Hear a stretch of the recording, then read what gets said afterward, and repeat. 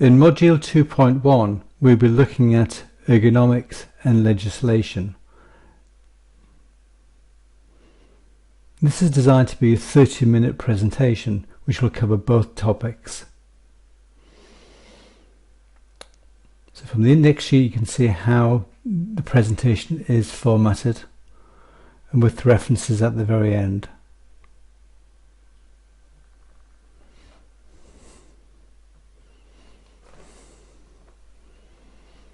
I've included a couple of illustrations which will hopefully give you a guide as to where we're going with this whole module, whether it's developed with sketches right the way through to final renders.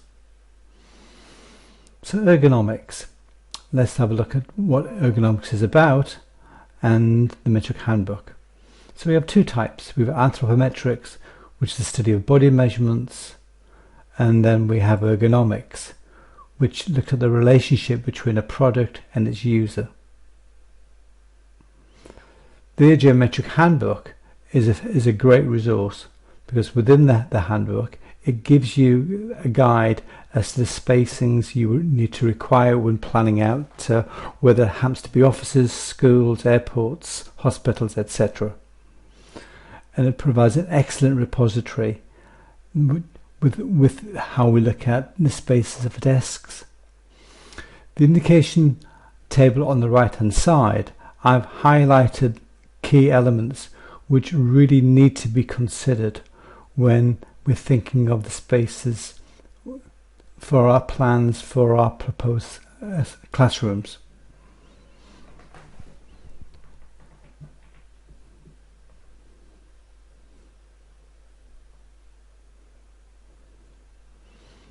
Whether we're sitting or standing, we need to think about the heights of the desks, whether the height of the worktops, or how the operators are going to use the workspace.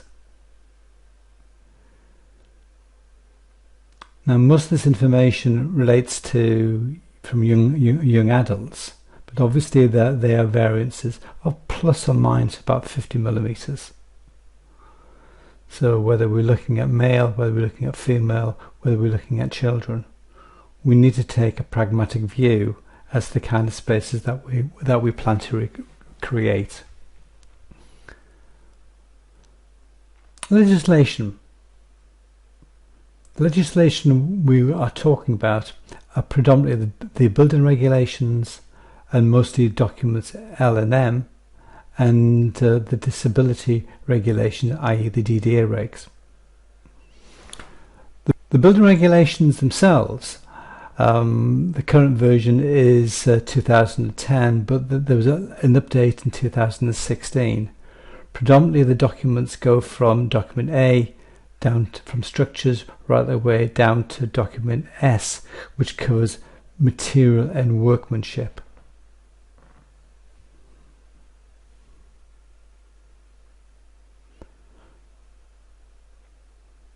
For these modules, we predominantly need to take into consideration two major documents. One is document L, which looks at the conservation of fuel and power. So we need to think about how we heat our buildings and the thermal resistance that we design within our structures.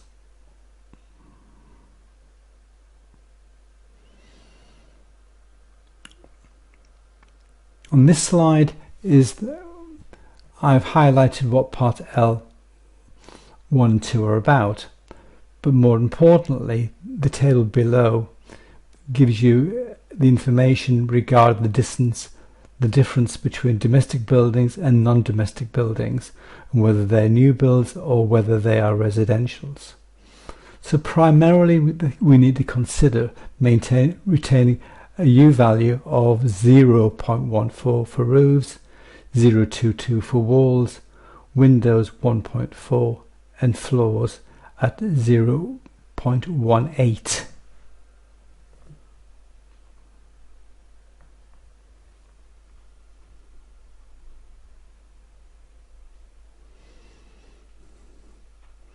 Document M provides us with relevant information regarding the use of disabled space and how we can act, what we need to achieve. It also covers things such as door clearances and access to the buildings for disabled users. So I've highlighted 5 different elements on this presentation. So predominantly you need to think that a disabled toilet needs to be 2.2 by 1500 and 840 for door clearances.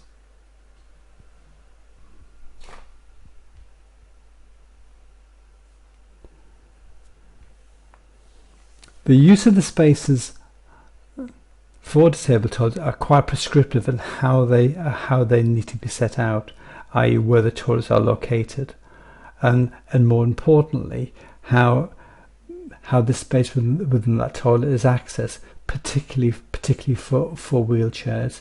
Hence the reason why we tend to look at this 1.5 meter turning area.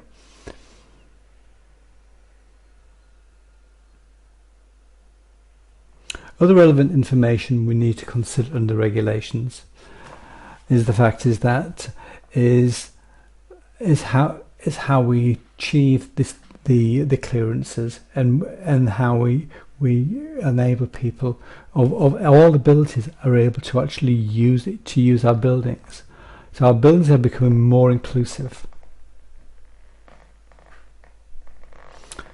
So from an inclusive point of view, we need to think about the heights of shelves, whether they're with a minimum height of 600 millimeters and 1500. Now the space below the shelf could be used as a storage cupboard, but predominantly for shelves themselves, and likewise the space above that, but you have the zone of 900 millimeters, which is an optimum space.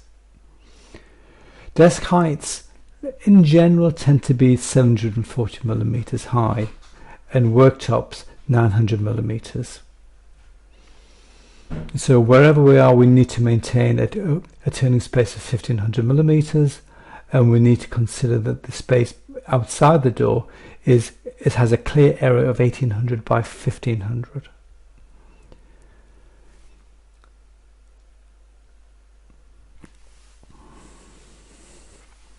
Stairs and ramps are a particular issue and technicality which we do need to actually consider. Predominantly is how we access the building. The use of lifts are a good resource, but it's not always to install a lift. But the factor is that the access to the building, wherever possible, we try to make it a level entrance. But if you have to have a ramp, then really in one sense we need to think about a gradient of no more than 1 in 12. Handrails need to be on both sides of a staircase if it's wider than 1200 millimeters, where the height is between 900 and a meter high. And then we have lots of technical issues regarding stairs themselves. So the going for an ambient disabled staircase tends to be a 250 minimum for each tread, and the height of each step is 170, with a landing after every 8 steps.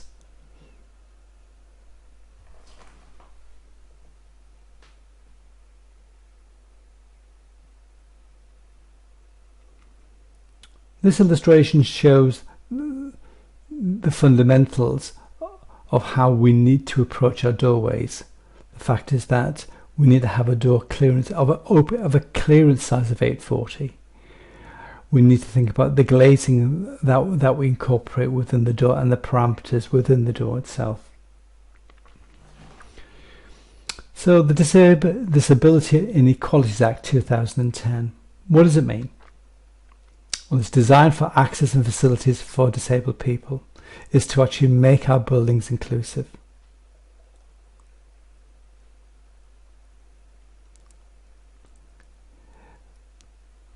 The Act was first brought out in 1995 and then fully embedded within the building regulations in 2010.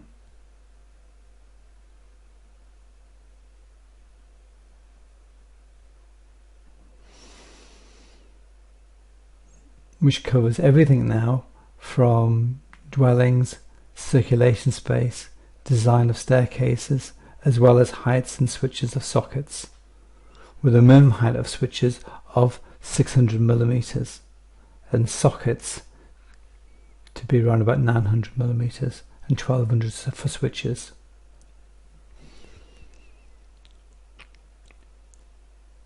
So what are the definitions by disabled people? Well, the definitions consider someone who's got physical impairment that has limits their ability to walk, dependent on a wheelchair, have impaired sight, or have impaired hearing. So buildings from 2010 need to provide provision for all these people, from shops, schools, including student residential accommodation, and premises which admit the public, i.e. hospitals and medical centres.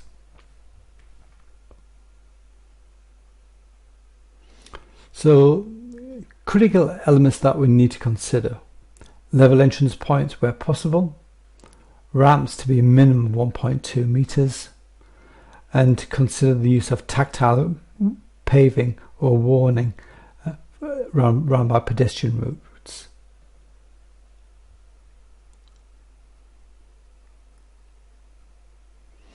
And we also need to make the facility to enable independent access. So we can use things like electrical assisted opening devices.